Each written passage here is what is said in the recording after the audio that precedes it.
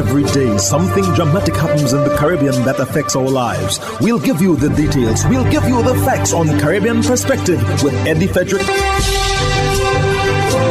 Here's Eddie Frederick. So glad you can join us. Sleepers in banks for robberies in Trinidad and Tobago. This story takes the lead in today's edition of Caribbean Perspective for Monday, 2nd October 2023, brought to you in association with our friends at Antillean Group. Details when we return. Believe in our strength, we'll stand by you. Protection from all, perils big and small. Reassurance we give, it's so glad to see. Peace of mind, that's our service guarantee. We look after all our family. Yes, we do at every opportunity. Antillean Group, underwriters of all classes of insurance solutions for your protection and investment. Live well financially.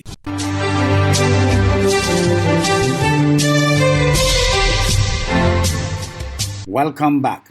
Bank robberies are being committed with careful planning and precision in Trinidad and Tobago. That's according to the police, who are now exonerating bank tellers, at least in some cases, as the source of information for the criminals.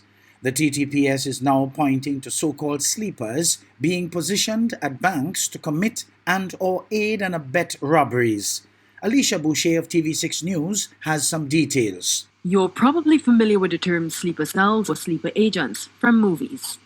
It basically refers to someone who stays inactive or quiet for a period of time in an attempt to establish a position. Well, according to Senior Superintendent Ulrich Benjamin,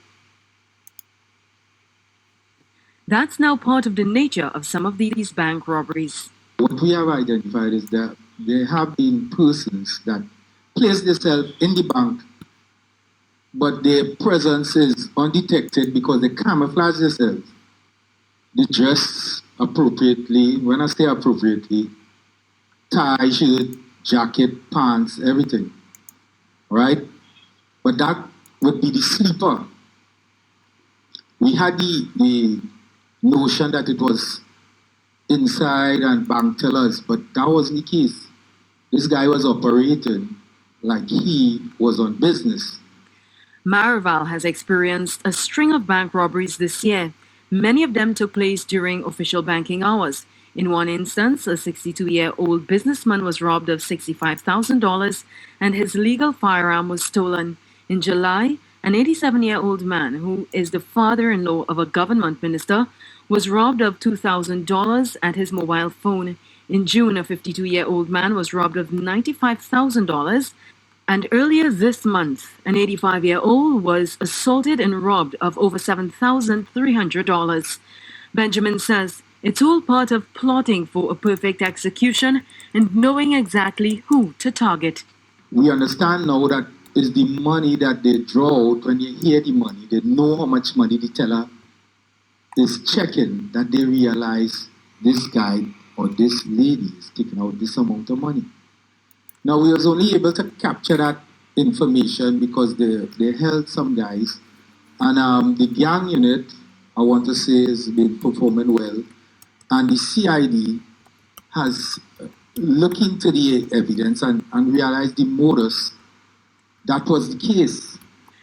Benjamin says it requires more than just bank clients being observant. We try to go to the establishment. We try to get the head of security. We try to get the managers at the mall to be more aware. He says usually the criminals are not from the area, and while they may execute a crime in a couple of minutes, they spend more than half an hour getting to and from the location. The TTPS is urging people and banking establishments to look out for people who are behaving in a suspicious or strange manner, and even strangely positioned vehicles. We're trying to get persons to pick up on the signs, because half the people, the inspector, they would tell you they noticed the persons, but they didn't take them on. He saw the car slowing down, but he didn't take them on. He saw the guys there, but he didn't take them on. The revelations and statements were made during a TTPS town meeting, which took place in the yard of the Boise Village RC School in Maraval in semi-darkness. it was not a problem of electricity, but rather the selection of a poorly lit area. Alicia Boucher, TV6 News. In the meantime, small island states like Trinidad and Tobago cannot have any significant impact on the negative effects of climate change. The statement from Minister of Energy and Energy Industries, Stuart Young. TTT's Terrian Brown Campbell has that story. Noting small island developing states contribute less than 1% to global greenhouse gas emissions, Energy and Energy Industries Minister Stuart Young says developed countries need to do more. The nations of the CARICOM in the Caribbean, together with Pacific Island countries, contribute less than 1% to global greenhouse gas. Less than 1% of emissions. 0.33% and 0.03% respectively. Minister Young lists the developed countries, which are actually the largest contributors to carbon emissions, as China, the United States, India, Russia, and the European Union. But if we are just 0.33%, we could literally turn off everything. All of the electricity, all of the plants, all of the cars, park them up, everything. And it really is not going to make a difference. The minister adds, while Europe is pressuring hydrocarbon countries to stop producing, in the wake of the Ukraine-Russia crisis, that region lit up every single coal-producing plant they had available. Because we are showing we are committed to doing our part in the global climate change and trying to influence it in the right direction. But we all have voices, and it's time for us to tell our story whilst doing what is right for our small countries and regions. Minister Young made his comments at the launch of the National Gas Company's Climate Adaptation and Resilience Portal on Friday. Terrian Brown Campbell, TTT News.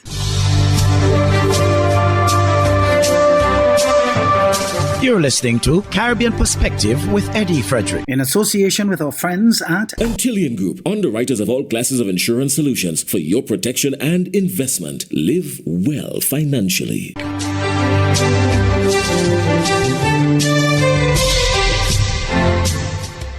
Tackling criminal activity with every possible resource is the approach taken by the Royal St. Lucia Police Force. The Enforcement Authority urges the public to contribute to the solution. Solaj Alfred of HTS News Force reports. Our country is fast becoming a dangerous neighborhood. Let us not allow our situation to worsen. The Royal St. Lucia Police Force has issued a warning to the nation regarding the increasing crime rate. Assistant Commissioner of Police Troy Lamontine, in a press statement, urges citizens to play their part in the fight against crime. He assures that the police force is implementing strategic measures and intelligence-driven crime-fighting techniques that have yielded positive results. Police operations in Grosile, Babono, Mabuye Valley, and Dennery have resulted in the execution of 8 search warrants, 4 maintenance warrants, the issuing of 51 tickets for traffic violations, the impounding of 7 motor vehicles and 4 motorcycles for violations of the traffic laws, the seizure of 4 firearms, including an air rifle and 25 rounds of ammunition, and the arrest of 19 suspects and named offenders for offenses against persons and property and the illegal possession of drugs, firearms, and ammunition. 12 persons have been charged for the above-mentioned offenses. Despite the questions surrounding the leadership structure, officials say the crackdown on crime has been successful, thanks to the guidance from the top brass. These results were achieved with the positive direction and support from the Commissioner of Police and the 2 Deputy Commissioners, the efforts of the middle and lower level managers and supervisors who understand and have the know-how to lead and execute the force's plans and policies, the commitment of the men and women who leave their homes and families daily to diligently execute the RSLPF mission, notwithstanding the challenges. And importantly, you, the public, including all stakeholders who understand that we must all play our part in preventing, disrupting, detecting, and reducing crime. Citizens are encouraged to anonymously report any suspicious activity by calling the crime hotline at 555. It all redounds to credible, verifiable information to the police on one hand and on the other, presenting yourself as truthful witnesses in court. To all of you, I say thank you. Let us continue to work hard to achieve security for our homeland, St. Lucia. The police force says it welcomes the return of Police Commissioner Cruzita Descartes-Pelius, the first female commissioner of police in St. Lucia. With over 30 years of experience, she vows to raise the level of policing, create a sustainable leadership structure, and counteract gang and criminal activity in St. Lucia. Solange Alfred, HTS News Force. Bahamian Prime Minister Philip Davis addresses the UN Convention on Climate Change in Grenada. More in this ZNS News item with Carla Palmer. As real as climate change is, with the experiences of warming oceans, rising waters, more intense hurricanes and forest fires, Prime Minister the Honorable Philip Davis is direct in his remarks at the United Nations Framework Convention on Climate Change Thursday. He was so intentional and pointed directly at those whom he deems responsible for the accelerated global warming crisis underway.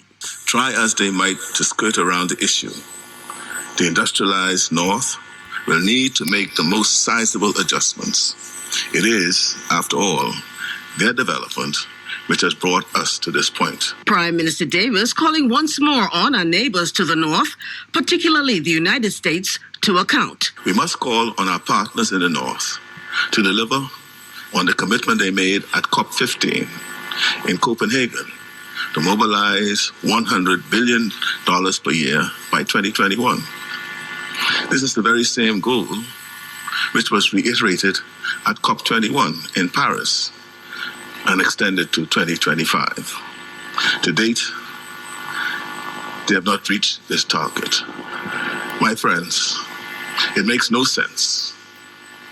It makes no sense shooting arrows at new targets when the bullseye of 2 decades before has yet to be hit. For months now, Prime Minister Davis has led the charge of Caribbean leaders, speaking as a united body in having this matter addressed urgently. As COP28 approaches, it is crucial that we, the developing countries on the front lines of the climate crisis, hold the developed world to account. Whether they honor their commitments could mean the difference between a mere disturbance and another Dorian, that devastating Category 5 superstorm, the likes of which my country had never seen and is still recovering from. Calling for continued solidarity, Prime Minister Davis noted there is strength in unity. He says we cannot leave COP28 without the first pledge for funding identified. For the Bahamas Tonight, I'm Carla Palmer. Ambassador and permanent representative of St. Kitts and Nevis to the United Nations has been recalled to Capital for consultations with immediate effect. Andre Huey of SKN Newsline tells us a little more. A press release from the Office of the Prime Minister disclosed that Her Excellency Nerys Dockery, Ambassador and Permanent Representative of St. Kitts and Nevis to the United Nations, has been recalled to Capital for consultations with immediate effect. The government said an interim representative is presently undergoing accreditation process. In the press release, the government said it remains committed to promoting the interests of St. Kitts and Nevis within the international community and to advancing its principled foreign policy. Further details about this development will be provided at a later date. Ms. Dockery had presented her credentials to the United Nations Secretary General Antonio Guterres on October 24, 2022. I'm Andre Huey for SKN Newsline. Meanwhile, several nationals of Haiti who were rescued off the eastern coast of St. Kitts on 20th September have been flown back to Haiti, a statement of the Royal St. Christopher and Nevis Police Force revealed. Glenn Bart of SKN Newsline reports. According to the statement, 2 more Haitians are to be flown out later this week. A Dominica-born child was among 11 persons on board the boat that struck the Half Moon Bay Reef. Police indicated that the captain of the vessel is also a national of Dominica. The captain, after receiving treatment at the JNF General Hospital, was immediately arrested on suspicion of smuggling when he was discharged. Meanwhile, officials here are awaiting a decision from the government of Dominica regarding the return of the Dominican-born child and its mother. The police statement says in part, quote, "It is of paramount importance that the Federation of St. Kitts and Nevis does not become a safe haven for illegal migration and human trafficking. Both infractions pose clear and direct threats to the stellar functioning of our national security apparatus. Human trafficking is a human rights violation that the government regards with a high level of seriousness. As such, the steady increase of these occurrences throughout the Caribbean region continues to cause us great concern. In this regard, we will endeavor to resolve such matters swiftly and judiciously when encountered in the interest of the Federation's safety and security. The protection of our borders and citizenry are among the government's foremost priorities," end quote. Police indicated that 2 Haitians who had swum ashore and observed by Coast Guard officers to be fleeing the scene were later captured by police. Glenn Bart reporting for SK Newsline.